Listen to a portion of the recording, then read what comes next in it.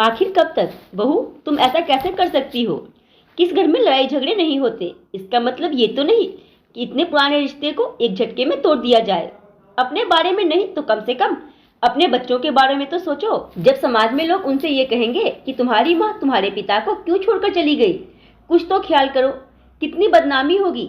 शर्मिला जी अपनी बहू रंजना से कह रही थी। रंजना बड़े आत्मविश्वास के साथ बोली, मम्मी जी, मेरे बच्चे अब समझदार हो गए हैं। वो समझेंगे कि उनकी माँ ने ये कदम क्यों उठाया, क्यों उसके पिता से अलग हो गई।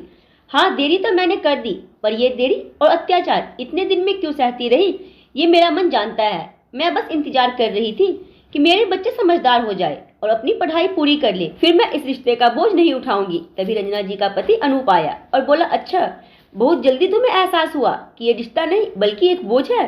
फिर क्यों इतने सालों तक तुम मेरे साथ इस रिश्ते में बंधी रही, बस मेरा फायदा उठाने के लिए? अब तुम्हारी सारी जरूरत पूरी हो गई तो तुम मेरे बच्चों को मेरे खिलाफ भड़काकर मुझसे दूर कर दोगी? रंजना बोली, जल्दी नहीं, बहुत देर हो गई मुझे ये महसूस करने में कि मैं प्यार के बदले अपना स्वाभिमान कहीं पीछे छोड़ आई। पतिदेव, प्रेम देकर तुमने मेरा स्वाभिमान नहीं खरीदा। और जहाँ तक बच्चों की बात है, बच्चे अब बच्चे नहीं रहे, वो सब देखते और समझते हैं। ये कदम मैंने देर से उठाई, इस बात का अफसोस मुझे हमेशा रहेगा। हाँ, कुछ मजबूरी थी जो तुम्हारे प्रेम में मैं खुद को कम आंकने लगी थी। सच कहा है किसी ने, प्यार अंधा होता है, और तुम्हारे साथ रहना मेरी मजबूरी थी, क्योंकि मैं अकेली नहीं, 2 बच्चों की माँ थी। पर अब नहीं। इतना कहकर रंजना अपनी पैकिंग करने लगी।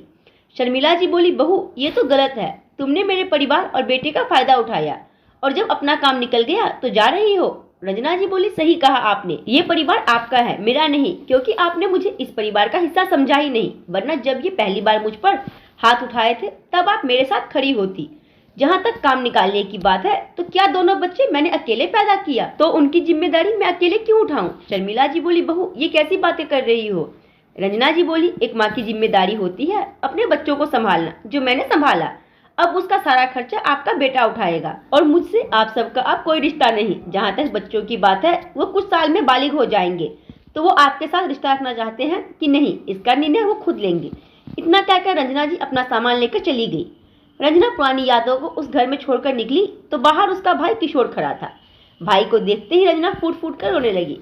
किशोर बोला, रंजना, जब जागो तभी सवेरा, भूल जाओ पुरानी बातों को, चलो चलते हैं। इतना कहकर दोनों चल पड़े।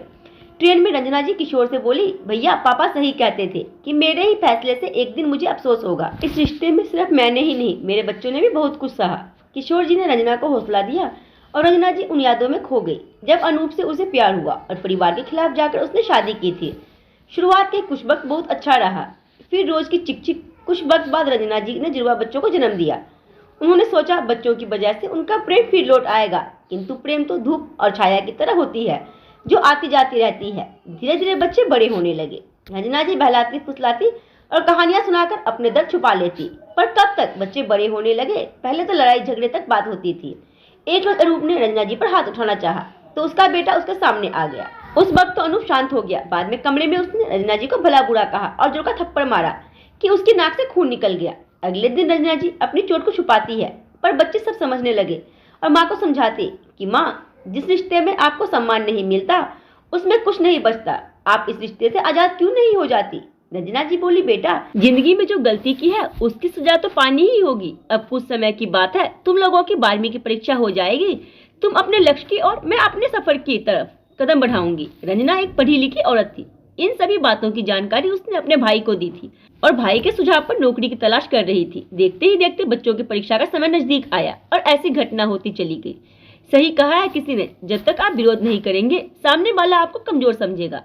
रंजना जी विरोध क्यों नहीं कर रही थी, इसके पीछे उसकी कुछ मजबूरी थी। वो बच्चों का भविष्य खतरे में नहीं जाना चाहती थी, क्योंकि अनूप हमेशा उसे धमकी देता कि अगर तुमने कुछ किया तो मैं बच्चों की पढ़ाई का खर्चा देना बंद कर दूंगा। हद तो तब हो गई जब एक दिन बच्चों को ट्यूशन के लिए देरी हो रही थी और रंजना जी ने बिना अनूप से पूछे उसके पर्स से ट्यूशन के लिए पैसे दे दिए। बच्चों के जाने के बाद अनूप जब सोकर उठा तो उसने अपने पर्स में से पैसे कम देखे। उसने रंजना जी से सवाल किया।